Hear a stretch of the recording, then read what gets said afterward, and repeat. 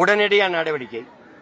இங்க இருக்கிற மாவட்ட இந்த எஸ்பி அந்த மாவட்ட காவல்துறை அதிகாரி கொடுத்தாரா அடிச்சு விசாரிங்கன்னு, இல்ல டிஎஸ்பி நேரடியா தலையிட்டு எடுத்தாரா? சீருடை அணியாத காவலர்கள் கூட்டிட்டு போய் தனியா ஒரு இடத்துல வச்சு அடிக்கிற அளவுக்கு உத்தரவு பிறப்பிச்சது யாரு? அந்த ஆள் யாரு? அந்த அதிகாரி யாரு? அது எங்க இருந்து வருது? ஏன் அவசரமா வருது? எல்லா வழக்கையும் இப்படித்தான் விசாரிக்கிறீங்களா? எல்லா வழக்கையும் இப்படித்தான் விசாரிக்கிறீங்களா? உடனடியா தலையிட்டு இவ்வளவு அவசரமா அடிச்சு கொள்ற அளவிற்கு நடவடிக்கை எடுக்க வேண்டிய தேவையா வருது? அந்த உத்தரவு பிறப்பிச்ச அதிகாரி யாரு? அவர் மேல என்ன நடவடிக்கை?